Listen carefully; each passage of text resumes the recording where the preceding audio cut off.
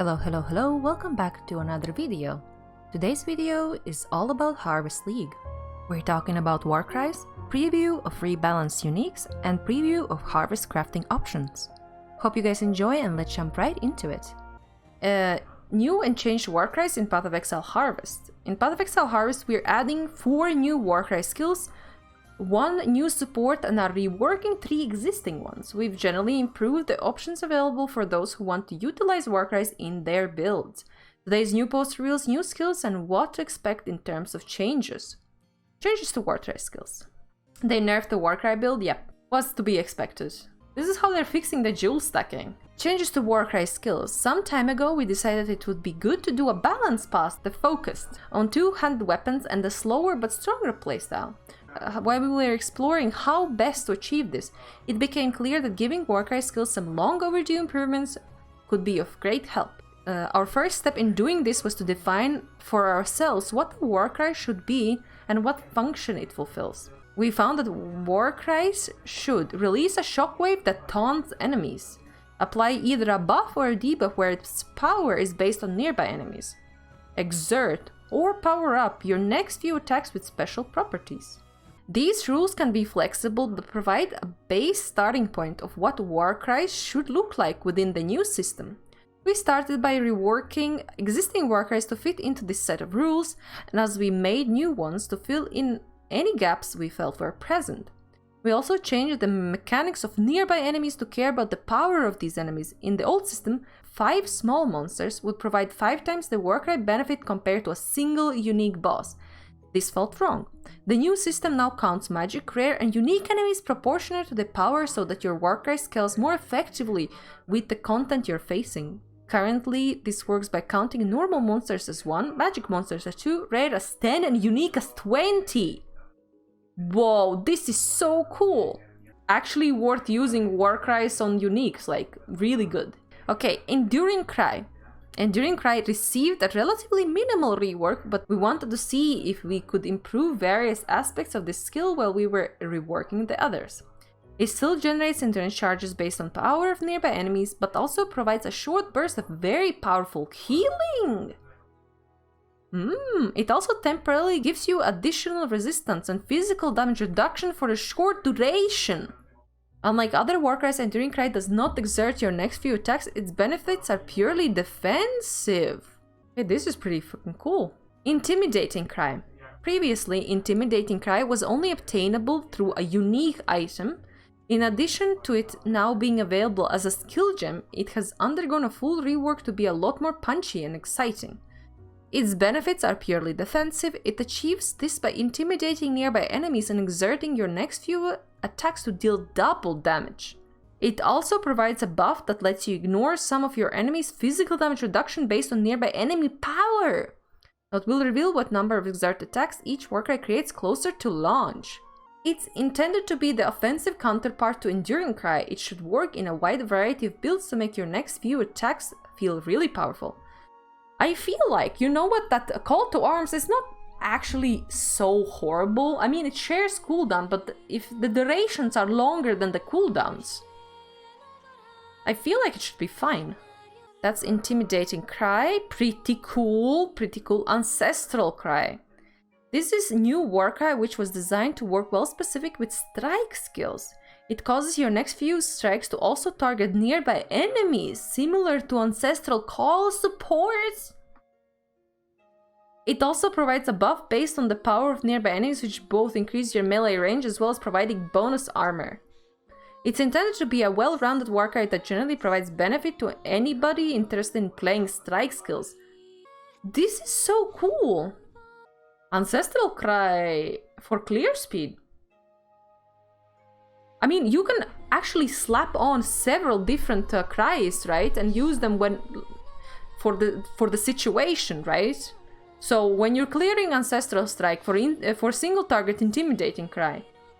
Okay, Seismic Cry. We've created a new category of skills known as Slam skills and wanted to make a Warcry that synergizes well with these skills.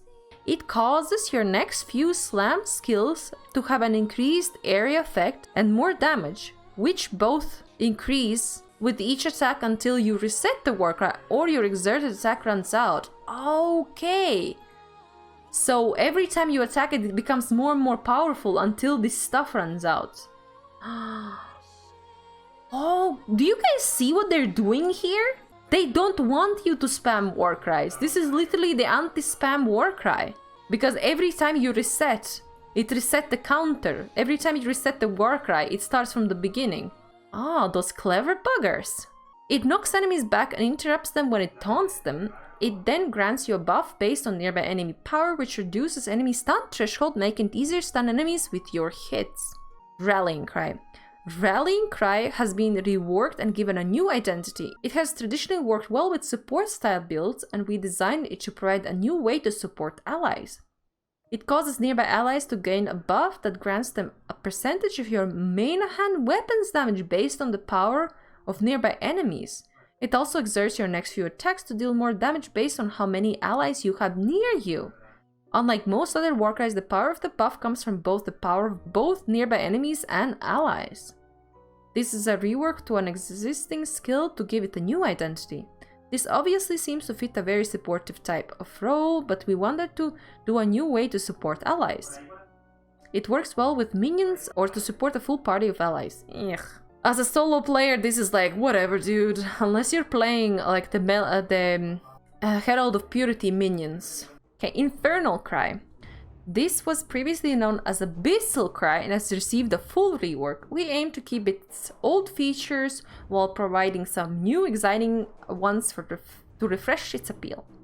It covers enemies in ash, a debuff that scales with the power of nearby enemies. It also causes enemies that are affected by this debuff to explode with fire damage when they are slain.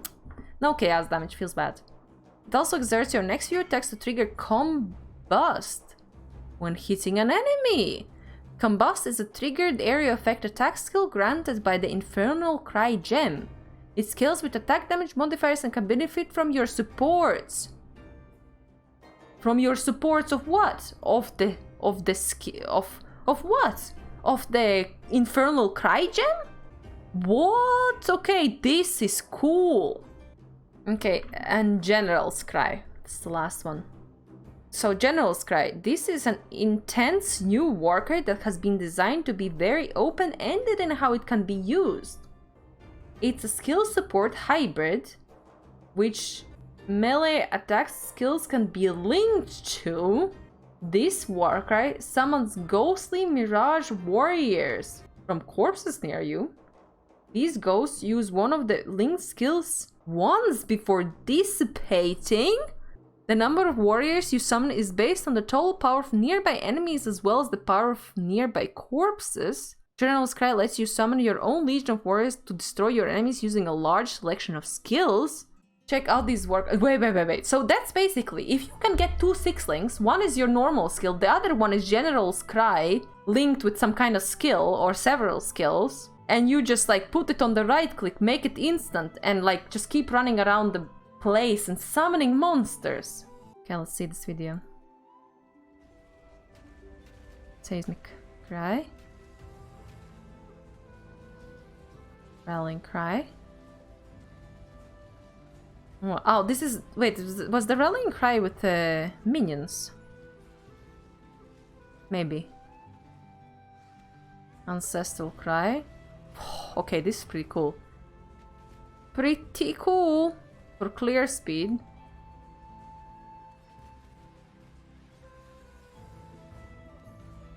Intimidating Cry. Oh, this is the one that keeps going, I think.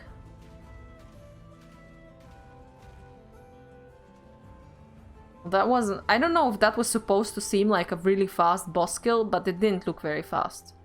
Not gonna lie. Infernal Cry. Boom. Whoa, okay, that is fucking cool. That is so cool. Boom. Oh, Jesus! Okay, that's actually amazing. Infernal Cry for the win. In addition, we are adding a new support gem that speeds up your Warcries in exchange for a slightly longer cooldown. We have also added a keystone to the passive skill tree that makes Warcries instant but causes them to share a cooldown. By default, Warcries no longer share cooldowns in order to promote builds using multiple Warcries. What? They never shared, they shared cooldowns before? So the keystone makes them work the same way they worked before. Oh my god, okay. Okay, that's pretty cool. Call to arms is, that's where Iron Grip used to be. Let's just read this article first. So it's review of rebalanced unique items in Path of Exile Harvest. In Path of Exile Harvest, we're rebalancing over 50 unique items. Some have received numerical buffs, while others have received new mods and mechanics. We're really excited about the possibilities that many of these unlock. While we plan to reveal more of these over time, we've prepared a preview of 10 rebalanced uniques to whet your appetite.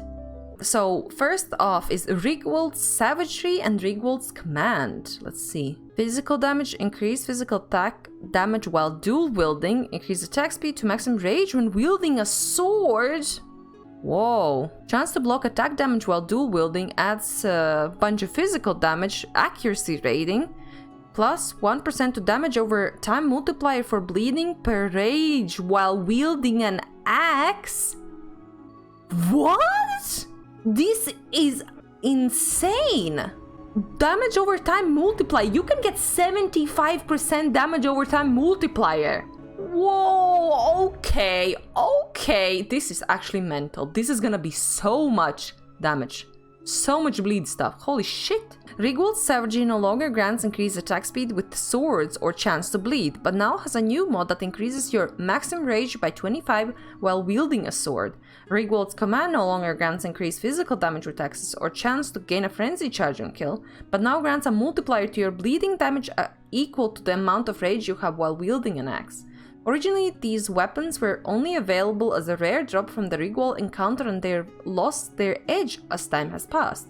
We've sharpened their rage-fueled identity with new mods that synergize with each other, though of course you're also free to use them separately and evoke the Rigwold's bite. You could also use the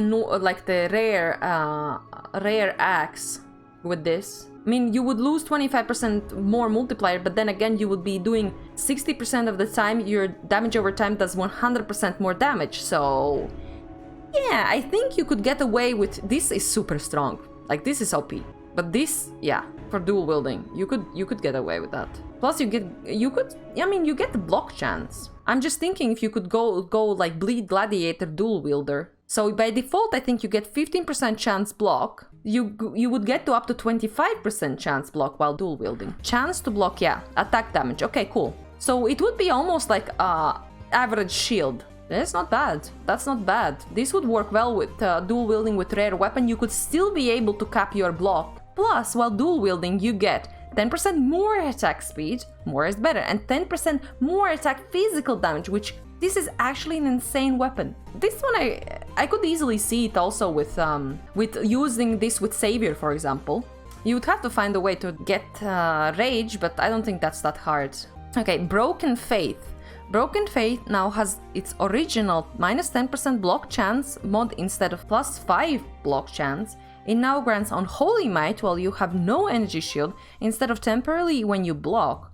While holding it, you now create Profane Ground instead of Consecrated Ground. This new ground effect reduces all enemy resistances as well as making them more likely to be critically hit, but does not provide the life regeneration that Consecrated Ground does.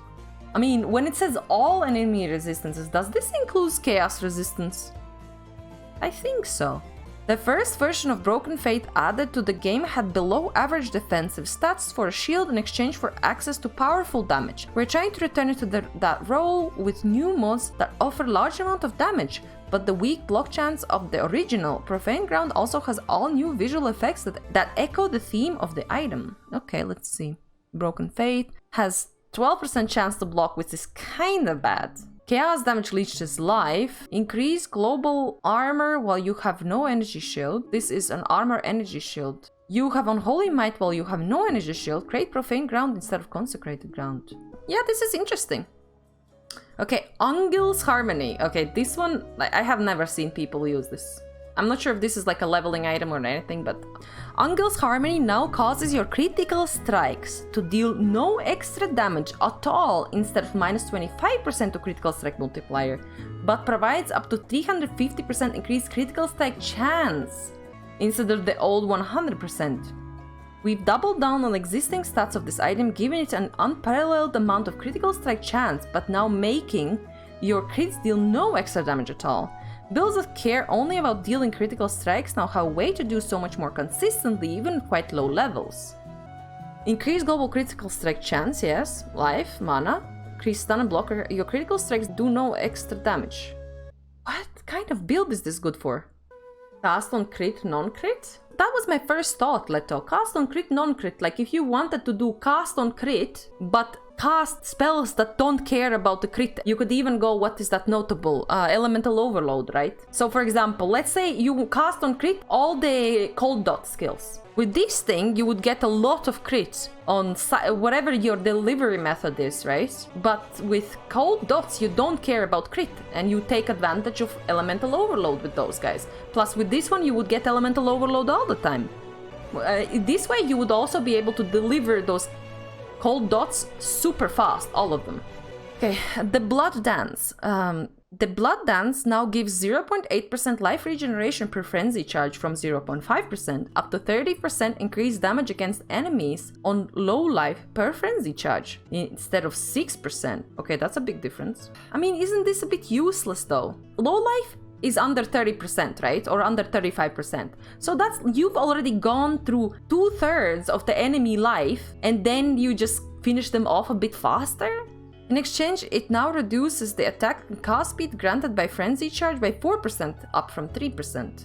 Yeah, this is not that great to me. That doesn't seem that great to me. Like, culling is better than this. So basically, if you had culling and you were using those boots, you would only take advantage of this buff 25% of the monster life, which is after you've already gone through 65% of its life. And the last 10% doesn't count because you call it off, right? I don't know. I'm not convinced about this change. But maybe, I mean, the people will come up with a lot of stuff. The frenzy charge transforming nature of these boots has found uses over the years, but more than ever they now turn you into a blood-crazed fiend. The life regeneration per frenzy charge has been substantially increased, and with investment you can receive a massive amount of damage against enemies who are near death. They even make your frenzy charge themselves drip blood now. Increase movement speed per frenzy charge that stays, reduce attack speed, regenerate life per second, chance to gain a frenzy charge on kill, increase damage per frenzy charge, gore footprints. Yeah, I guess this would be good for boss killing, I guess, but still, I'm not super convinced. I don't expect, unless I'm like not seeing something super obvious, I don't expect these to see that much use. Wildfire. Wildfire no longer grants Molten Strike additional projectiles or area effect. Instead, it now allows Molten Strike projectiles to chain and gives them +1 chain, but halves the number of projectiles created. Oh, no. No, why? No! Okay, first of all, you don't give us extra projectiles. You let their projectiles chain, but half the amount of projectiles. Yeah. Some of Path of Exile's threshold jewels encourage different playstyles for the skills they interact with, others just buff the skill. We're slowly moving towards the former type, making changes to existing threshold jewels that feel mandatory for their skill. Wildfire used to provide large, almost free boost to Molten Strike's damage. It has now been completely redesigned to create a new playstyle for Molten Strike, covering much more area with bouncing magma balls, but dealing lower single target damage. Molten Strike's damage has been buffed to compensate for the loss of old Wildfire. The distance traveled by its projectiles also properly scales with projectile speed now, letting you control their spread as much as you like. Damn! I don't know how I feel about this. All Nethal's Embrace. Ooh, interesting. The Bone Noah skill granted by All Nethal's Embrace now triggers on hitting a bleeding enemy instead of killing him. Yes! You know how long people have asked for this change? For this weapon? Oh, this is so cool! Okay. A Breach exclusive unique upgraded by defeating the mighty Breach Lord. All Nethal should be suitably intimidating, but the build around potential of All Nethal's Embrace was always hampered by not being able to trigger its signature Bone Noah against strong enemies. So we've changed it so that it now also triggers at the location of the enemy you hit instead of firing from the player's location, and will still hit the enemy you triggered it from. Whoa, okay, this is so good. Let's see, triggers level 20 Bono when you hit a bleed. Oh my god, I want to play with this. I want to play with this. It's slow as fuck, but you know what? You can do like Earthquake kind of dealio with this. Because with Earthquake, first hit would bleed them, the second hit would hit the bleeding enemy, which would trigger this Bone Nova, right? Attacks have 25% chance to inflict bleeding while hitting cursed enemies. Reduced attack speed, increased physical damage. Wait, how much DPS is that? I guess but the Bone Nova does a lot of damage, I think. The Bone Nova fires 8 additional projectiles, triggers a skill when you kill a bleeding, fires projectiles in a circle, you cannot cast the spell directly, cannot cause bleeding. Bone Nova is an attack that fires a nova of projectiles outward, dealing physical damage. It is only available for All-Metal's Embrace as a trigger skill. Bone Nova is affected by support gems socketed into All-Metal's Embrace. Okay, so you would have to use this to socket. I mean, basically this is like Nagamuhuhu. Yeah, this is gonna be interesting. I'm excited about this. Okay, Hot-Footed. The movement speed while ignited granted by Hot-Footed has been increased from 10 to 15% to 10 to 20%. And attack and cast speed mods added with matching values. Builds that set themselves on fire have been around for a while, but they've never exactly broken the meta. We wanted to give Pyromaniac Exiles all the help that she can get. Whoa, okay, this is cool. Brain Rattler. Brain Rattle now grants 50% chance to shock enemies instead of 15%, and shocks as if inflicting 300% more damage in order to cause stronger shocks. Okay. Another boss exclusive weapon that has never quite seemed to live up to the fantasy it offers. Brain Rattler is a weapon for people who want to go all in on shocks with a melee build, as opposed to the spellcasters who traditionally invest in shock. We've powered up its shocking capability so that it can appropriately reward these builds. But the base damage is not so great on Brain Rattler. You know, you get penetration, reduce cast speed on the enemies you shock, reduce movement speed. I mean, that's pretty good. I mean, this is not a super common drop, but it's also not super rare. It has some defensive stuff as well. This is reduced movement speed. This is nice, but you know, I'm not sure. The Dark Seer. The Dark Seer's global damage bonus has been increased from 30 to 50% to 40-60%. Its chance to blind enemies on hit has been increased from 7% to 10%. It now prevents blind from lowering your accuracy rating rather than making you completely immune to blind. And it lets you inflict a powerful malediction debuff on enemies if you blind them while you, the player, are blind yourself. How are you going to blind yourself? That's for you to work out. Hold my torch. There you go. Easy peasy. While you are blinded, enemies blinded by you have malediction. Okay, now I have to look at malediction. When you kill an enemy, for each curse on that enemy, you gain 8% of non-chaos damage as extra chaos damage for 4 seconds. You can apply an additional curse, 15% chance effects of your curses. Enemies you curse have malediction. Moving on. Interesting. This is good defensive item, I think, and gives you free malediction, so it's really cool. Revealing several advanced unique items for daily news. In the meantime, you'll have with the new version of Fragile Bloom. Regenerates 2% life per second, increased damage taken. So that was what Fragile Bloom used to be. Now, Fragile Bloom has Fragile Regrowth, 10 charges. 0.7% of life regenerate per second per Fragile Regrowth per second. So you could go to 7% of life regenerated per second. Gain 1 Fragile Regrowth each second. Lose all Fragile Regrowths when you are hit. This is interesting. This wouldn't be more... this is like some kind of recovery... nice recovery boost when you're stuck. Let's say you're stuck in a long boss fight, right? And you're dodging things. And if he hits you... I mean, how often do you get hit twice? This is a great way to like regenerate your life without having to super rely on your flasks, right? Or for evasion, that's a good point. Exactly, Leto, very good point for evasion builds, right? Because you don't really get hit, you know, you avoid all damage. You don't get hit, right? This is really good. I like this change. So Essentia Sangos, this is before. Let's see. Chance to block attack damage while dual wielding claws. Nice. Improves on the block. Increase physical damage, adds 1 to 200 lightning damage, increase attack speed, maximum energy shield, leech energy shield instead of life. The old one kinda got the old version of Ghost Reaver. The old version of Ghost Reaver this guy got, because that was basically what Ghost Reaver used to be, right? So let's look at what it is now. Implicit stays the same, yes. Chance to block attack damage while dual wielding, increase physical damage.